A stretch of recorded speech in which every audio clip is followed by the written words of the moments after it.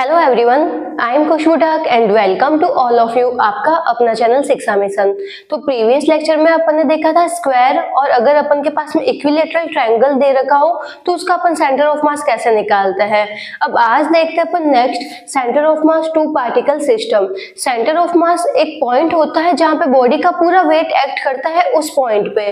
फिर अपन ने देखा था अगर बॉडी सिमेट्रिकल होती है तो उसका अपन को सेंटर ऑफ मास मिलता है मिड पॉइंट पे, और अगर एक साइड में अगर मास ज्यादा हो जाता है तो सेंटर ऑफ मास जिस साइड में मास ज्यादा है उस साइड में शिफ्ट हो जाता है। अगर दोनों साइड में मास इक्वल होता है तब तो सेंटर ऑफ मास अपन को मिलता है मिड पॉइंट में। अगर एक साइड में मास ज्यादा और दूसरी साइड में मास कम होता है तो सेंटर ऑफ मास शिफ्ट हो जाता है। अब देखते हैं आज आगे centre of mass two particle system.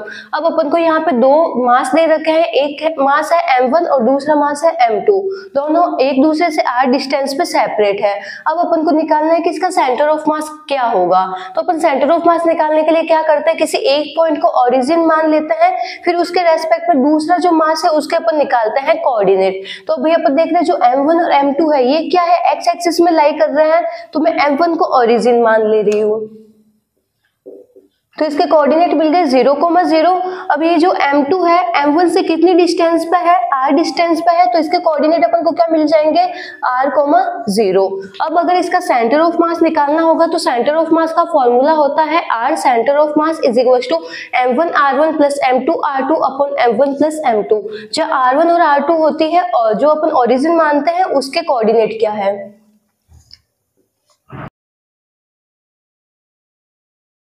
तो यहाँ पे अपन ने फॉर्मूला लिख दिया सेंटर ऑफ मास का। अब m1 क्या है, ये है m1। अब इसके लिए x की वैल्यू कितनी है, अभी अपन जो निकाल रहे हैं वो निकाल रहे हैं x एक्सिस में, क्योंकि ये जो ऑब्जेक्ट है ये कहाँ लाई कर रहे हैं, x एक्सिस में लाई कर रहे हैं। तो यहाँ पे अपन ले सकते हैं m1 x1 plus m2 x2 upon m1 plus m2। यहाँ पे r की जगह अपन x एक्सिस में देख रहे हैं तो इसकी जगह अपन m1 x1 plus m2 x2 लिख सकते हैं। तो यहाँ पे x एक्सिस के कोऑर्डिनेट क्या है इसके, 0।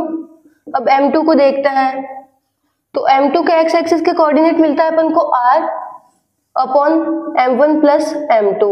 तो अपन को फाइनल रिजल्ट मिला m2r upon m1 plus m2।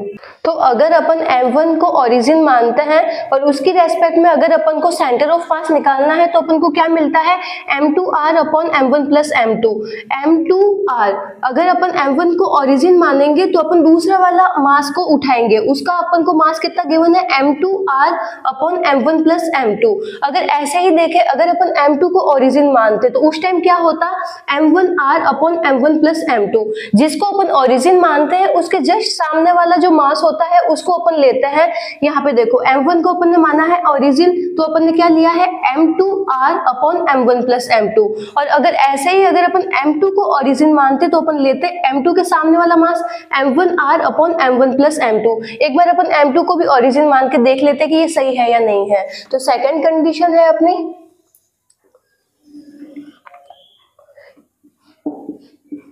इसको अपन ने 0,0 मान रखा है, इसको अपन ने ओरिजिन मान रखा है m2 को। तो अगर अपन m2 को ओरिजिन मानेंगे तो m1 के कोऑर्डिनेट अपन को क्या मिलेंगे, m1 है m2 से r डिस्टेंस पे है तो इसके अपन को कोऑर्डिनेट मिलेंगे r,0।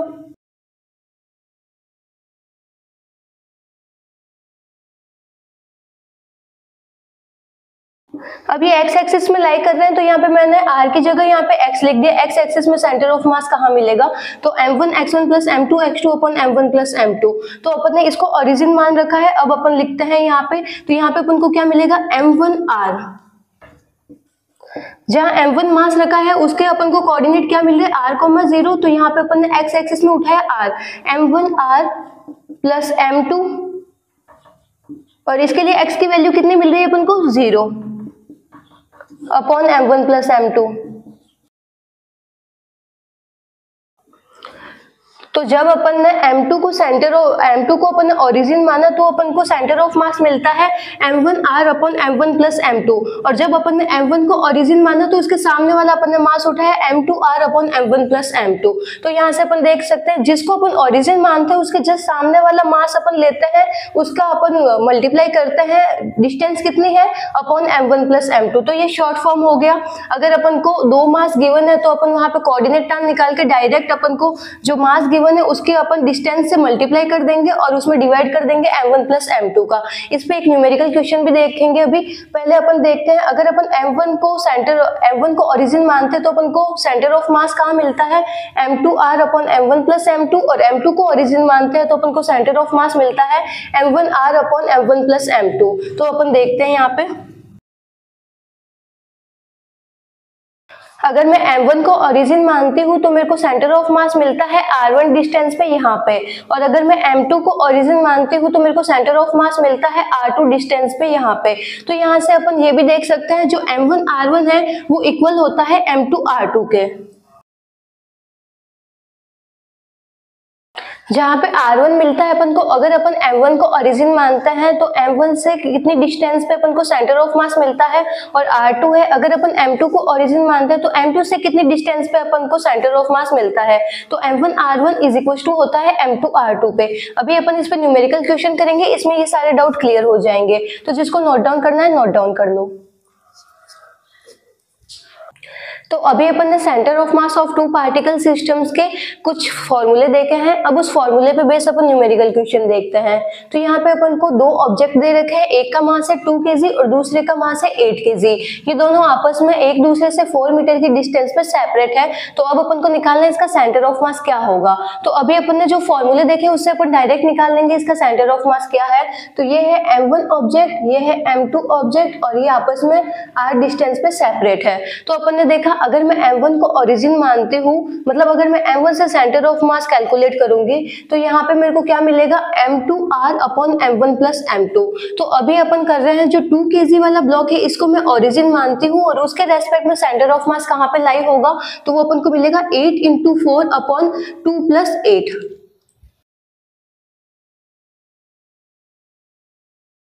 तो ये अपन को मिला 3.2 मीटर, मतलब जो 2 kg वाला ब्लॉक है उससे 3.2 मीटर आगे मेरे को सेंटर ऑफ मास मिलेगा।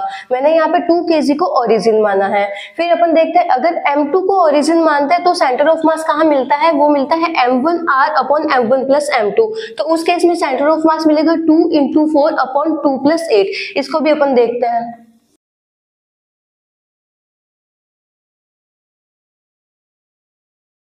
तो इस केस में अपन को सेंटर ऑफ मास मिला 0.8 मीटर, मतलब जो 8 kg वाला ब्लॉक है उससे 0.8 मीटर आगे अपन को सेंटर ऑफ मास मिलेगा। फर्स्ट केस में अपन ने 2 kg को ओरिजिन माना है, इसके रेस्पेक्ट में अपन ने निकाला है कि सेंटर ऑफ मास कहाँ लाई होगा। तो 2 kg से तो 3.2 मीटर आगे सेंटर ऑफ मास मिलेगा, और 8 kg से अपन को 0.8 मीटर आगे अपन को सेंटर ऑफ मास मिलेगा। फिर अपन ने देखा था एक relation m1 r1 is equal to m2 r2 होता है। तो यहाँ देखते हैं,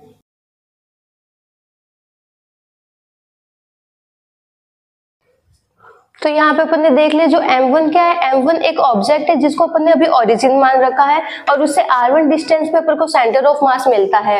m2 एक ऑब्जेक्ट है, उसको अपन ने ओरिजिन मान रखा है और उससे r2 डिस्टेंस पे अपन को सेंटर ऑफ मास मिलता है। फिर अपन ने एक रिलेशन देखा था m1 r1 is equal to m2 r2 होता है। तो यहाँ पे चेक करते हैं, तो यहाँ से अपन को m1 r1 is equal to m2 r2 मिला, दोनों ही अपन को मिलता है 6.4। तो अभी आज के लेक्चर में अभी अपन ने क्या देखा है, अपन ने देखा अगर अपन को दो मास गिवन होते हैं तो किसी अगर एक को अपन ओरिजिन मानते हैं और अगर अपन को सेंटर ऑफ मास निकालना होता है तो ये पूरा फॉर्मूला ना लिख के अपन डायरेक्ट कर सकते हैं m2r upon m1 plus m2। जिसको अपन ओरिजिन मानते हैं उसके जस्ट सामने वाला अपन मास उठाते हैं और वो कितना डिस्टेंस पे है उसको मल्टीप्लाई करते हैं और उसमें भाग देते हैं m1 प्लस m2 का। तो जिसको नोट डाउन करना है नोट डाउन कर लो, बाकी का करेंगे अपन नेक्स्ट लेक्चर में। Thank you.